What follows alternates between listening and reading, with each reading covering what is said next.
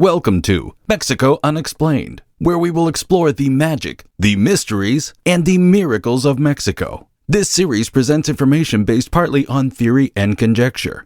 The podcaster's purpose is to suggest some possible explanation, but not necessarily the only ones to the subjects we will examine. Here is your host, Robert Bitto.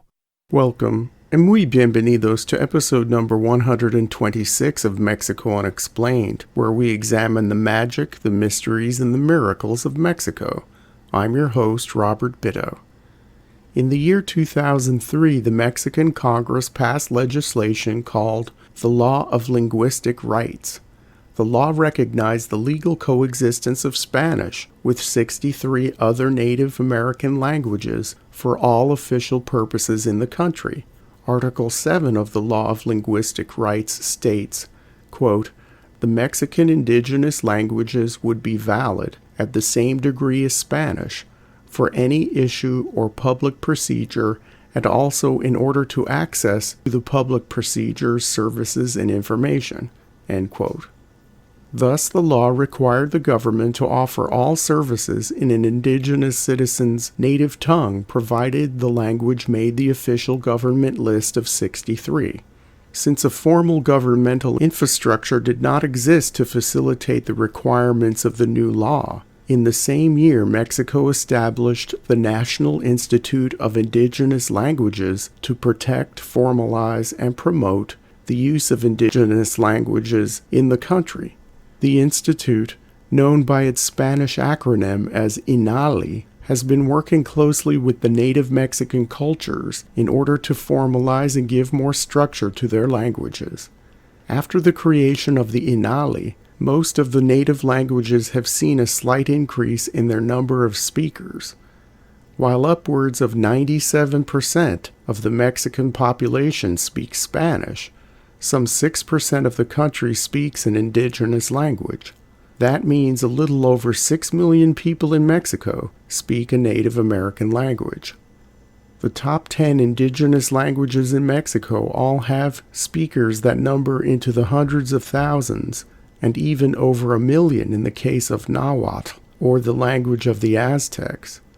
Nahuatl currently has about 1.7 million fluent speakers in all parts of Mexico and in some areas of the United States settled by Mexican migrants.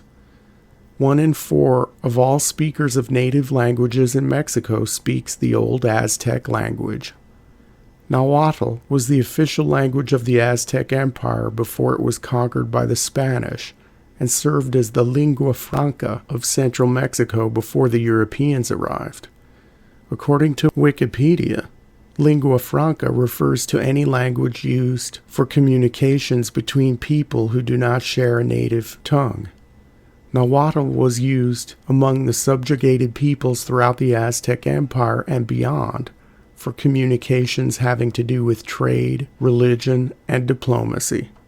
The language was so widely used among so many peoples in so many regions of what is now Mexico that in 1670, some 50 years after the conquest, the Spanish king Philip II declared Nahuatl to be the official language of the colonies of New Spain. As more and more natives and their descendants of various groups learned Spanish, the use of Nahuatl became less important. Some 26 years after King Philip II's decree, a new king, Charles II, reversed the law and effectively outlawed the public use of all indigenous languages throughout New Spain. It was only during what is termed Mexico's Second Empire in the middle of the 1800s, under the Austrian-born Habsburg Emperor Maximilian, did indigenous languages get the attention of the Mexican government. During the emperor's short reign, he sought to encourage Nahuatl and other indigenous languages alongside Spanish. At the time of Emperor Maximilian, it is estimated that a little over 40% of Mexicans knew an indigenous language, compared to the 6% of the country today. It is important to note that even though there are 63 languages on the government's official list of indigenous languages that are co-equal with Spanish, There really exist some 280 distinct Native American languages in Mexico, if we are to include that which have been historically referred to as dialects within a language that are mutually unintelligible. Lesser-used indigenous languages began attracting attention from foreign academics in the first half of the 20th century in a race to catalog vocabularies and oral histories of vanishing cultures. The Mexican federal and state governments have paid little attention to native languages until recently, with special attention given to those with few speakers.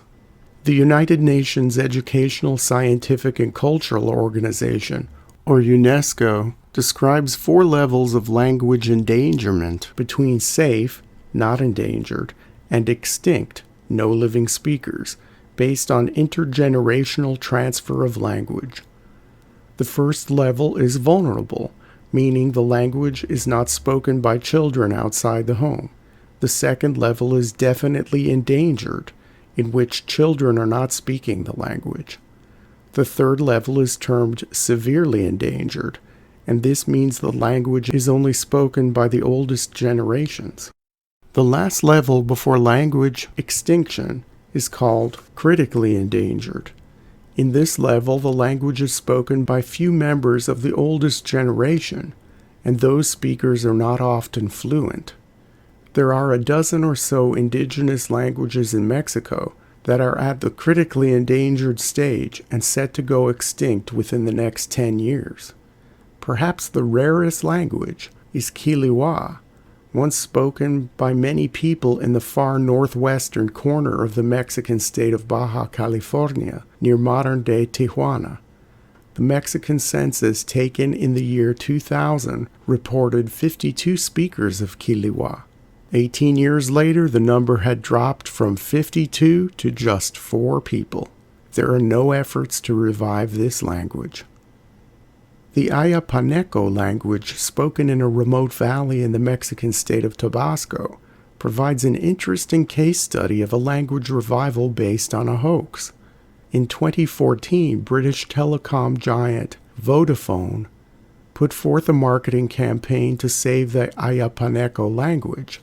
According to their story, there were only 2 speakers of the language left, 2 old men, Manuel Segovia and Isidro Velázquez, and they refused to speak to one another because of a feud dating back decades.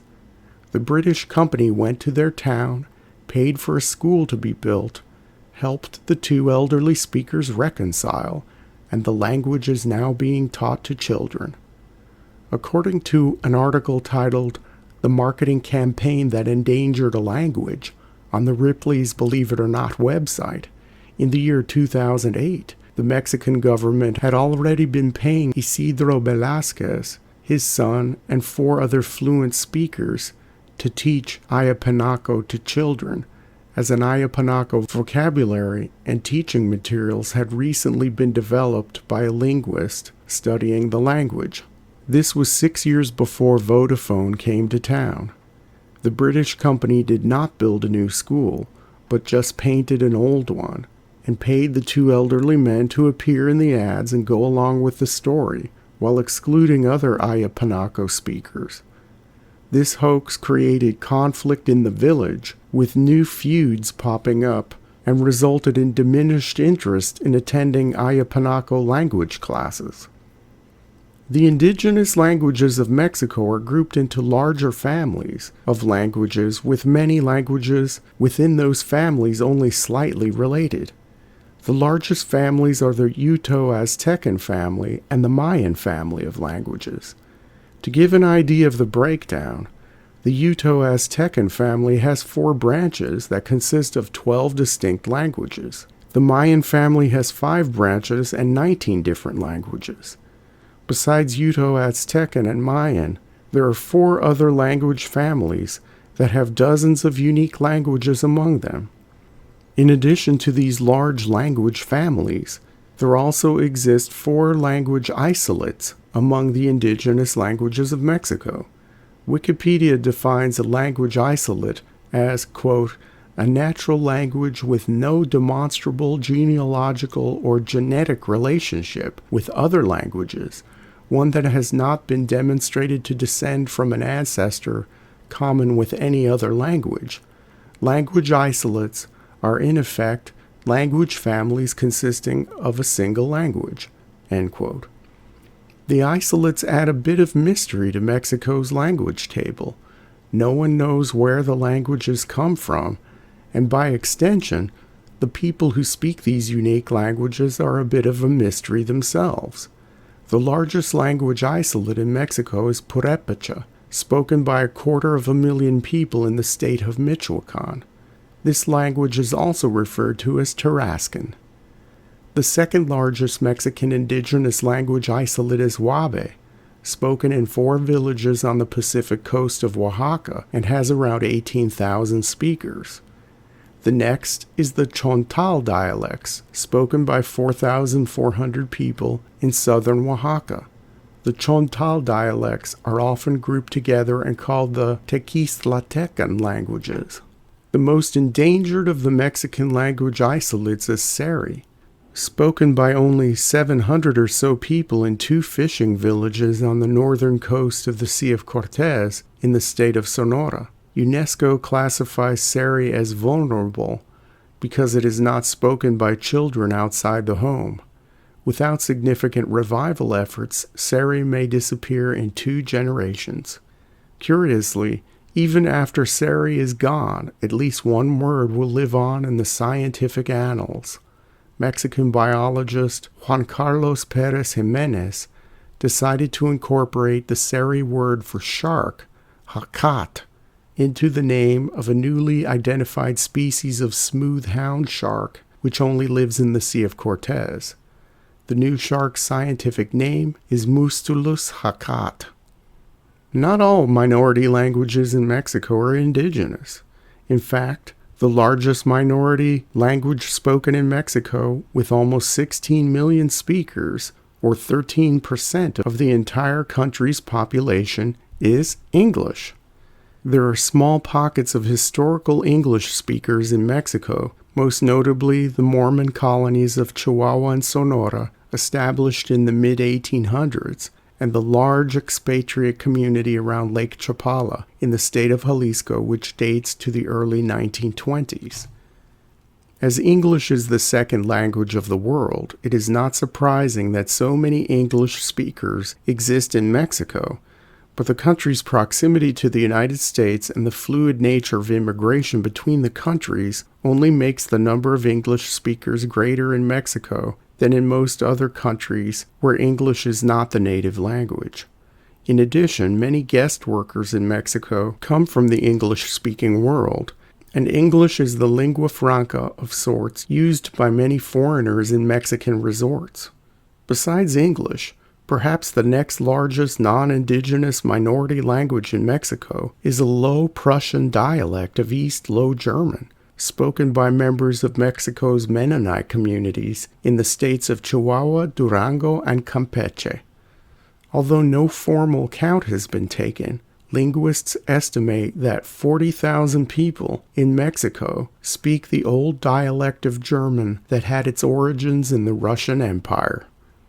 The most curious example of European minority language in Mexico exists in the town of Chipilo in the Mexican state of Puebla.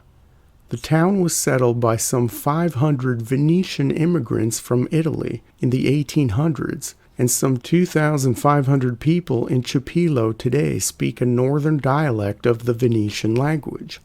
Many erroneously assume that the language of Venice and its surrounding areas, called Veneto in Venetian, is a dialect of Italian, but it is not. It is a distinct member of the Romance language family, spoken by almost 4 million people in northeastern Italy and a small part of Slovenia. The Venetian language enjoyed great prestige during the height of the Venetian Republic, which lasted from the 8th century to the 18th century, and was the language of trade throughout the Mediterranean world for hundreds of years. The Venetian spoken in the Mexican town of Chipilo has been frozen in time, and its population, for the most part, has remained separate from Mexican society until about 40 years ago. Because the Venetian of Chipilo has not been influenced by Mexican Spanish or Italian, as the language has in Italy, linguists point out that the Venetian spoken in Mexico is a purer form of the language than that found in modern-day Venice. Children in Chipilo grow up speaking Venetian inside and outside the home, so there is no concern that this language will die out in Mexico anytime soon, although the town is changing and many Mexican Spanish speakers with no interest in learning Venetian have settled in the town. Often thought as monolingual, Mexico is a land of hundreds of languages and much linguistic variety.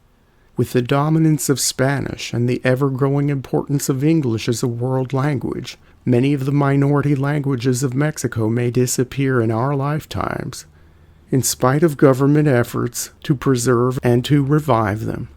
Who knows what unique knowledge and forms of expression will die out along with them. Thank you once again for listening to another episode of Mexico Unexplained. Remember to like and subscribe to us on YouTube and follow us on Twitter. Tell your friends by sharing these shows with others. Please go to our website, MexicoUnexplained.com, for references, illustrations, and for free access to transcripts of past shows. Please visit Amazon.com to purchase the book Mexico Unexplained to get a hard copy of The Magic, the Mysteries, and the Miracles of Mexico. We appreciate your kind attention once again. Until next time, thank you and gracias. Thank you for listening to another episode of Mexico Unexplained with host Robert Bitto. For show summary, relevant links and commentary, please check out our website at mexicounexplained.com. Like us on Facebook and be a part of the conversation. Adios and hasta la vista.